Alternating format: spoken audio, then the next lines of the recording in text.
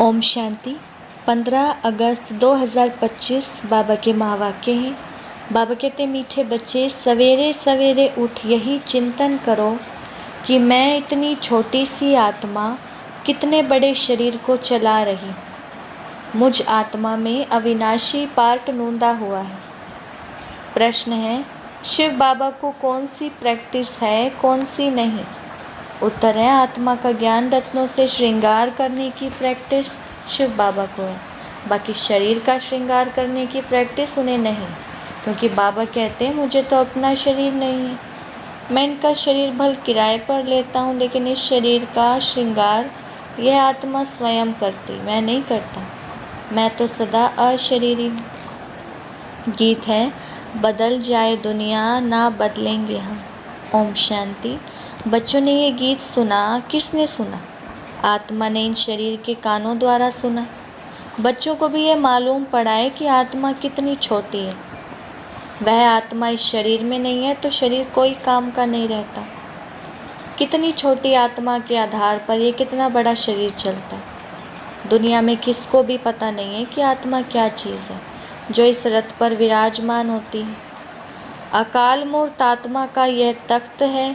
बच्चों को भी ये ज्ञान मिलता है। कितना रमणीक रहस्य युक्त है।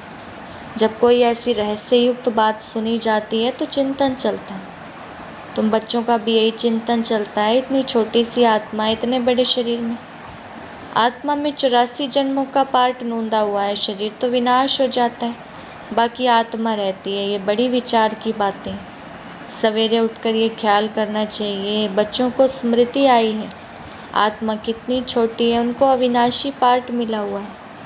मैं आत्मा कितनी वंडरफुल हूँ, यह नया ज्ञान है जो दुनिया में किसको भी नहीं है। बाप ही आकर बतलाते हैं जो सिमरन करना होता है। हम कितनी छोटी सी आत्मा कैसे पार्ट बजाती है। शरीर 5 तत्वों का बनता है, बाबा को थोड़े ही मालूम पड़ता है। शिव बाबा की आत्मा कैसे आती जाती है, ऐसे भी नहीं, सदैव इसमें रहती है। तो यही चिंतन करना है। तुम बच्चों को बाप ऐसा ज्ञान देते हैं जो कभी कोई मिल ना सके। तुम जानते हो बरोबर ये ज्ञान इनकी आत्मा में नहीं था, और सत्संगों में ऐसी ऐसी बातों पर कोई क्या ख्याल नहीं रहता। आत्मा और परमात्मा का रिंचक भी ज्ञान नहीं है। कोई भी साधु सन्यासी आदि ये थोड़े ही समझते हैं कि हम आत्मा शरीर द्वारा इनको मंत्र देती। आत्मा शरीर द्वारा शास्त्र पढ़ती है। एक भी मनुष्य मात्र आत्म अभिमानी नहीं है। आत्मा का ज्ञान कोई को है नहीं, तो फिर बाप का ज्ञान कैसे होगा? तुम बच्चे जानते हो, आत्माओं को बाप कहते हैं, मीठे मीठे बच्चों, तुम कितना समझदार बन रहे हो। ऐसा कोई मनुष्य नहीं जो समझे कि इस शरीर में जो आत्मा है उनको परमपिता परमात्मा बैठ पढ़ाते हैं। कितनी समझने की बातें हैं, परंतु फिर भी धंधे आदि में जाने से भूल जाते हैं। पहले तो बाप आत्मा का ज्ञान देते हैं जो कोई भी मनुष्य मात्र को नहीं है। गायन भी है ना, आत्माएं परमात्मा अलग रहे बहुकाल। हिसाब है ना, तुम बच्चे जानते हो, आत्मा ही बोलती है शरीर के द्वारा। आत्मा ही शरीर द्वारा अच्छे व बुरे काम करती है। बाप आकर आत्माओं को कितना गुलगुल बनाते हैं। पहले पहले तो बाप कहते हैं सवेरे सवेरे उठकर यही प्रैक्टिस व ख्याल करो कि आत्मा क्या है जो इस शरीर द्वारा सुनती है। आत्मा का बाप परम पिता परमात्मा है, जिसको पतित पावन ज्ञान का सागर कहते हैं। फिर कोई मनुष्य को सुख का सागर, शांति का सागर कैसे कह सकते? क्या लक्ष्मी नारायण को कहेंगे सदैव पवित्रता का सागर? नहीं, एक बाप ही सदैव पवित्रता का सागर है। मनुष्य तो सिर्फ भक्ति मार्ग के शास्त्रों का बैठ वर्णन करते हैं, प्रैक्टिकल अनुभव नहीं है। ऐसे नहीं समझेंगे कि हम आत्मा इस शरीर से बाप की महिमा करते हैं।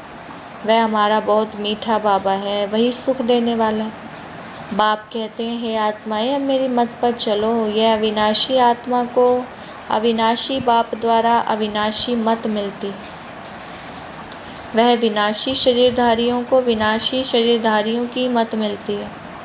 सत्युग में तो तुम यहाँ की प्रारब्ध पाते हो, वहाँ कभी उल्टी मत मिलती ही नहीं। अभी की श्रीमत ही अविनाशी बन जाती है जो आधा कल्प चलती है।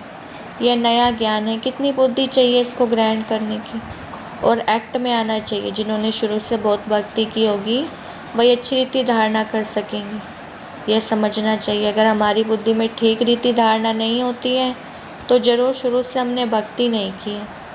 बाप कहते कुछ भी नहीं समझते हो तो बाप से पूछो, क्योंकि बाप अविनाशी सर्जन है। उनको सुप्रीम सोल भी कहा जाता है। आत्मा पवित्र बनती है तो उनकी महिमा होती है। आत्मा की महिमा है तो शरीर की भी महिमा होती है। आत्मा तमो प्रधान है तो शरीर की भी महिमा नहीं। इस समय तुम बच्चों को बहुत गुह्य बुद्धि मिलती है। आत्मा को ही मिलती है। आत्मा को कितना मीठा बनना चाहिए, सबको सुख देना चाहिए। बाबा कितना मीठा है, आत्माओं को भी बहुत मीठा बनाते हैं। आत्मा कोई भी अकर्तव्य कार्य ना करे, ये प्रैक्टिस करनी है। चेक करना है कि मेरे से कोई अकर्तव्य तो नहीं होता है। शिव बाबा कभी अकर्तव्य कार्य करेंगे नहीं। वह आते ही हैं उत्तम से उत्तम कल्याणकारी कार्य करने, सबको सद्गति देते हैं। तो जो बाप कर्तव्य करते हैं, बच्चों को भी ऐसा कर्तव्य करना चाहिए। यह भी समझाए जिसने शुरू से लेकर बहुत भक्ति की है, उनकी बुद्धि में ये ज्ञान ठहरेगा। अभी तो देवताओं के ढेर भक्त हैं, अपना सिर देने के लिए भी तैयार रहते हैं। बहुत भक्ति करने वालों के पिछाड़ी कम भक्ति करने वाले लटकते रहते हैं। उनकी महिमा गाते हैं, उनका तो स्थूल में सब देखने में आता है। यहाँ तुम गुप्त हो, तुम्हारी बुद्धि में सृष्टि के आदि मध्य अंत का सारा ज्ञान है। यह भी बच्चों को मालूम है। बाबा हमको पढ़ाने आए हैं, अब फिर हम घर जाएंगे। जहाँ सब आत्माएं आती हैं वह हमारा घर है। वहाँ शरीर ही नहीं तो आवाज़ कैसे हो। आत्मा के बिना शरीर जड़ बन जाता है। मनुष्यों का शरीर में कितना मोह रहता है। आत्मा शरीर से निकल गई तो बाकी 5 तत्व, उन पर भी कितना लव रहता है। स्त्री पति की चिता पर चढ़ने के लिए तैयार हो जाती है, कितना मोह रहता है शरीर में। अभी तुम बच्चे समझते हो नष्ट मोह होना है सारी दुनिया से। यह शरीर तो खत्म होना है, तो उनसे मोह निकल जाना चाहिए ना, परंतु मोह बहुत रहता है। ब्राह्मणों को खिलाते हैं, याद करते हैं ना, फलाने का श्राद्ध है, अब वह थोड़े ही खा सकते हैं। तुम बच्चों को तो अब इन बातों से अलग हो जाना चाहिए। ड्रामा में हर एक का अपना पार्ट बजाते हैं। इस समय तुमको ज्ञान है, हमको नष्ट मोह बनना है।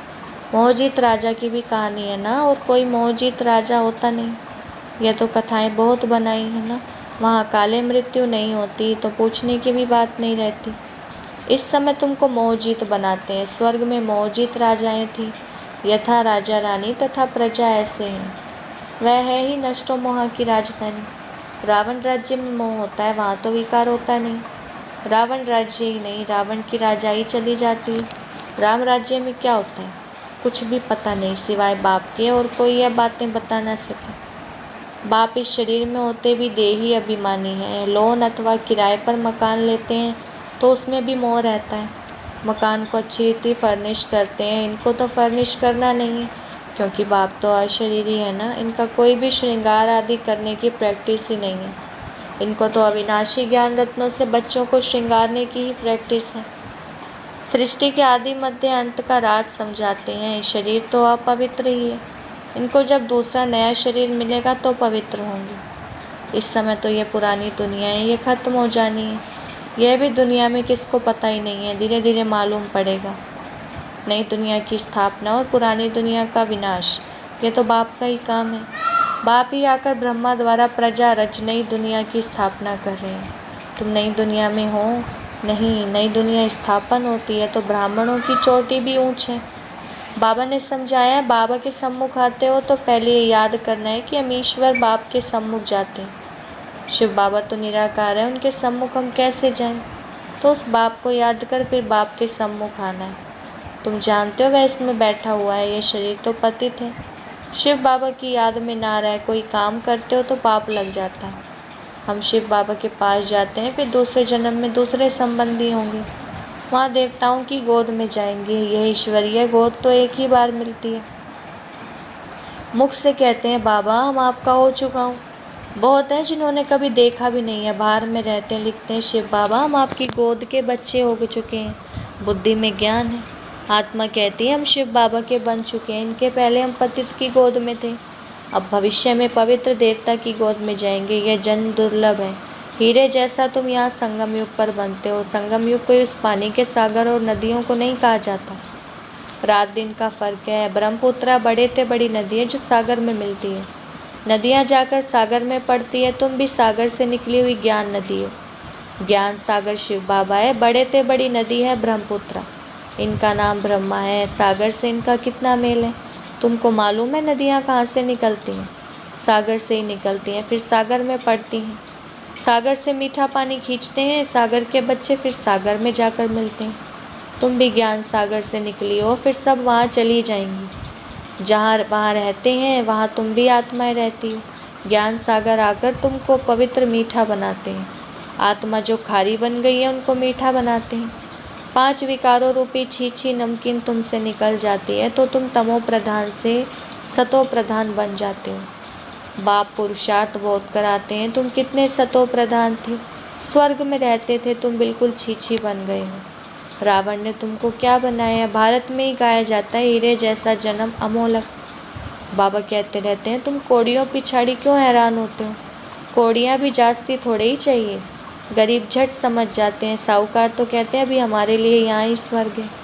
तुम बच्चे जानते हो जो भी मनुष्य मात्र है सबका इस समय कोड़ी जैसा जन्म है। हम भी ऐसे थे, अभी बाबा हमको क्या बनाते हैं? एम ऑब्जेक्ट तो है ना, हम नर से नारायण बनते हैं। भारत अब कोड़ी जैसा कंगाल है ना।